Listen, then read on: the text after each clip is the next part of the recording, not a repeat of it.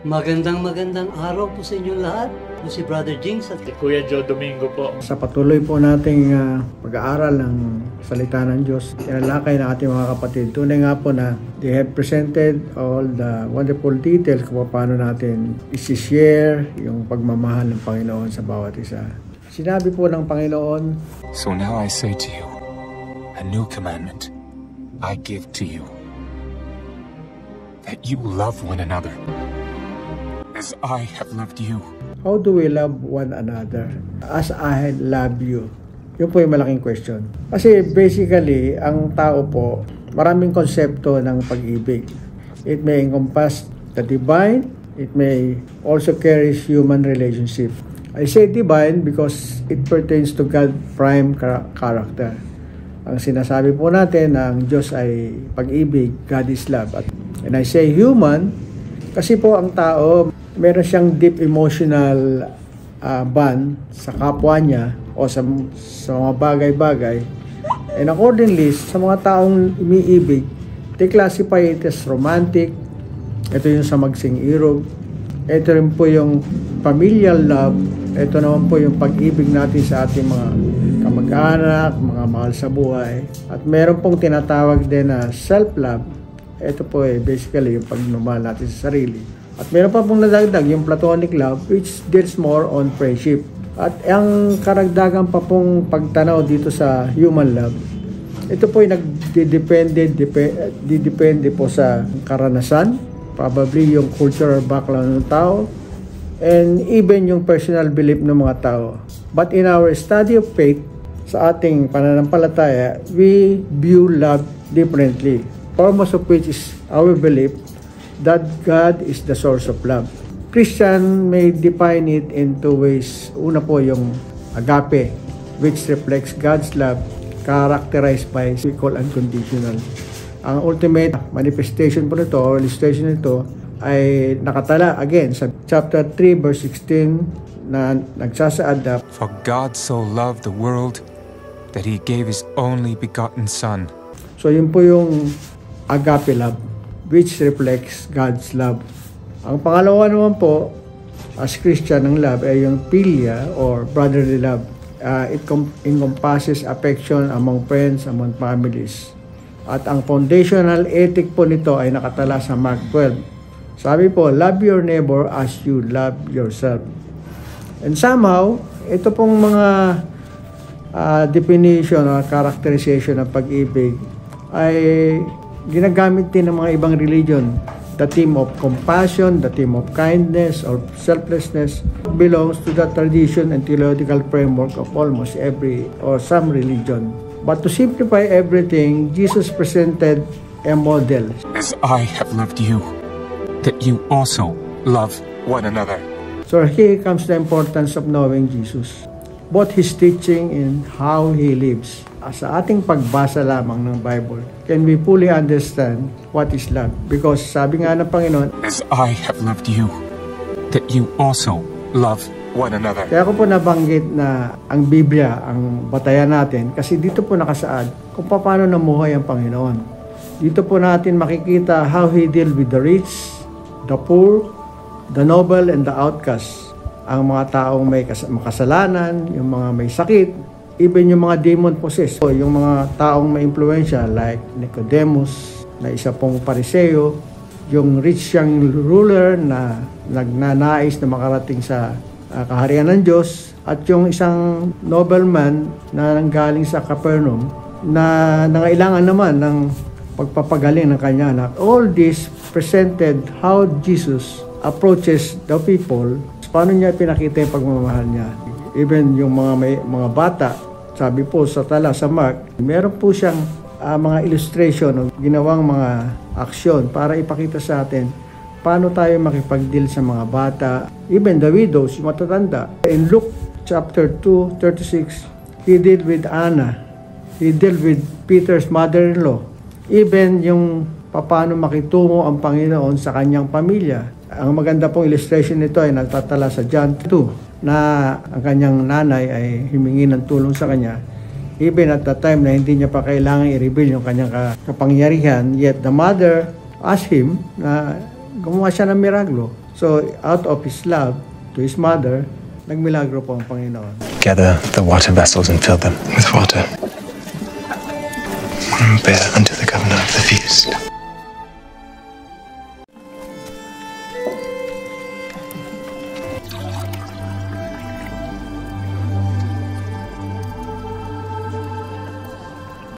This is the first wedding feast I have ever attended, where the best of the wine has been saved for last. Ang pinaka-ultimate na illustration po ng pagmamahal ng Panginoon ay yung kanyang pagbibigay ng kanyang buhay, yung sacrifice niya, so that we can be citizens of heaven. So, ang isa pong gusto kong iwanan na mensahe is, to fully understand love, kailangan po nating magbasa ng Biblia.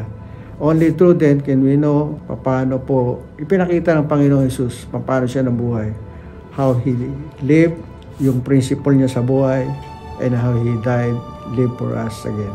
So yun po, marami pong salamat at sana patuloy po nating tangkilikin yung ating mga Biblia, ating pag-aaral, pag-iintindi sa mga sinasabi ng Biblia. Maraming salamat po. Purihin ng Diyos ang magandang araw po muli sa bawat sa atin. Kami po ay mga pinagpala ng Diyos. Sana nawa, loobin ng Diyos na kayo di mapagpala sa mga episode na ito, sa mga pag-aaral. At kayo po ay mabiyaan ng Diyos ng karunungan at kayo rin ay magkaroon ng kaunawaan tungkol sa mga bagay na ipapahayag ng aming samahan na ito ng JET. Kaya salamat sa Diyos po. Ang pag-aaral po natin muli ay dito po sa John 13:14, sabi po rito, A new commandment I give to you, that you love one another, as I have loved you, that you also love one another. Napakaganda po ito sinasabi ng Panginoon dito sa kanyang salita.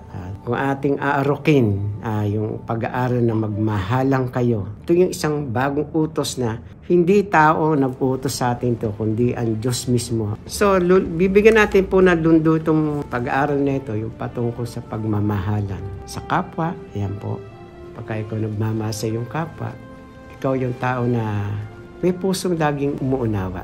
Pagka ikaw nagmamahal sa iyong kapwa, ikaw yung tao na may mabuting kalooban sa iyong kapwa.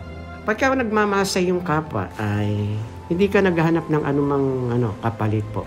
Like sabi po ng isang Kristiyano, dahil mahal kita sa Panginoon, I give you a price. Yan. Ang sabi ng isang Kristiyano, anong kapalit? Dahil nagmahal itong tao sa Panginoon, mahal din yung tao yun. Ang sabi ng taong nagbigay, walang kapalit. Ganun po in-express ng taong to na nagbigay dahil mahal niya yung tao. Hindi siya naghihintay ng kapalit. Ganun po ang pagmamahal. Gaya po ni Kristo, mga minamahal, ibinigay niya ang kanyang buhay para sa atin. Ganun si Jesus Christ na minahal tayo. Sa kabila ng katotohanan na hindi tayo dapat mahalin, ay minahal niya tayo. Kaya natin gawin to sa ating kapwa. Kahit na ikaw ay inuusig, kahit na ikaw ay pinagwiwikaan ng iba't ibang salita, tandaan po natin, hindi tayo ang kinakaaway ng mga taong yun umuusig sa atin, kundi ang ating mahal na Panginoon ang kanilang kaaway.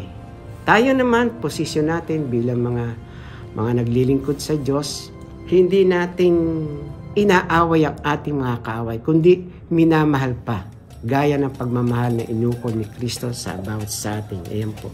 Kaya, yung pagmamahal, yung love ay nasa ikabutura ng puso ng bawat tao. Dahil kung wala kang pag-ibig, hindi mo magagawang mahalin ang mga umuusig sa iyo. Ayan po. Kaya salamat sa pagmamahal na yun. Na makilala natin si Jesus bilang ating Panginoon sa ating buhay.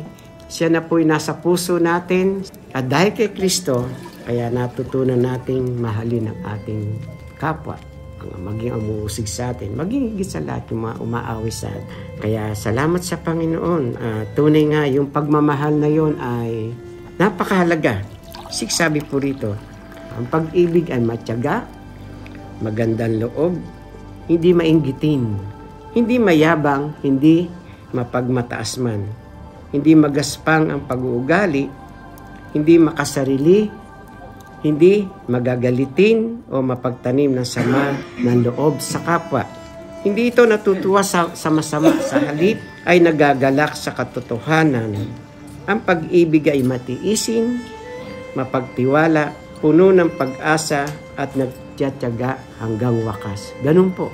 Ganon gaya ni Kristo inukol sa atin ang kanyang pagmamahal. Kaya ba natin gawin to para sa Panginoon? Dahil na sa ating kapwa, bilang tayong mananampalataya sa Diyos, ganon natin pinahalaga ng ating kapwa. Unang-una po yan. Dahil una tayong minahal ni Kristo, sa kabila ng tayong makasalanan, inibig pa rin tayo ni Kristo. Sa kabila ng hindi karapat-dapat. Salamat sa Diyos sa pagmamahal ng Diyos sa atin.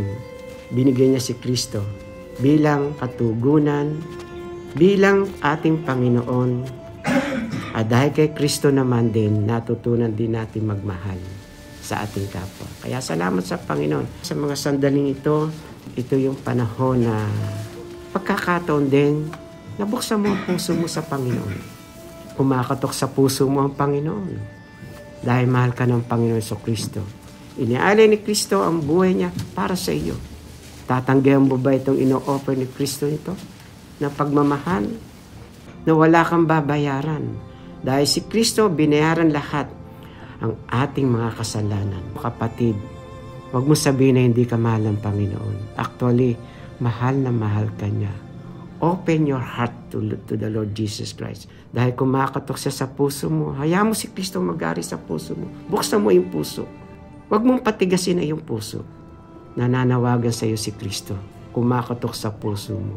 Just open your heart to the Lord Jesus Christ. At si Kristo na mag-ari sa puso mo. At pagka si Kristo nag-ari sa puso mo, matutunan mo mahalin ang iyong kapwa. Sa 2 Corinthians, sabi po rito, yamang kami magkakasama sa gawain ng Diyos, ayan po, nakikiusap kami sa inyo na huwag ninyong sayangin ang kagandahan loob na ibinigay sa inyo ng Diyos. Sapagkat sinasabi niya, sa kaukulang panahon ay pinakinggan kita. Sa araw ng pagliligtas, sinaklolohan kita. Minamahal, mga kapatid, kaibigan, sino ka man, lagi kang pinakikinggan ng Panginoon. At ngayon din ang araw ng pagliligtas ng Panginoon. Handa mo, kaibigan, mga minamahal, huwag mo sayangin ang pagkakataon to. Na minsan pa dumating sa buhay mo yung pagmamahal ni Kristo, yung pagliligtas ni Kristo, at yung mga dalangin ay pakikinggan niya. Pakikinggan ka ni Kristo kapag ka si Kristo ay nasa puso mo sa mga oras nito. Dahil sabi po rito, ngayon ang araw ng pagliligtas ni Jesus. Hindi mamaya, hindi bukas, isang taon na, hindi. Kumakatok sa puso mo si Jesus Christ. Napakahalaga nun. Dahil isang araw, darating ang Panginoon. Nais namin kami sa grupong to ng JET ay makabahagi din o makasama ka sa muling pagparito ng ating mahal na Panginoon.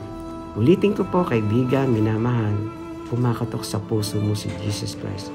Open your heart. Dahil nais ni Kristo, pagka siya nag-hari sa puso mo, magiging maayos, masaya at matatag ang buhay mo. At kung sa panahon na dumating sa ang ating mahal na Panginoon sa Kristo, makasama ka, maging kabahagi ka, maging anak ka ng Diyos, makabahagi ka sa buhay na walang hanggan. Pagpalain ka ng ating mahal na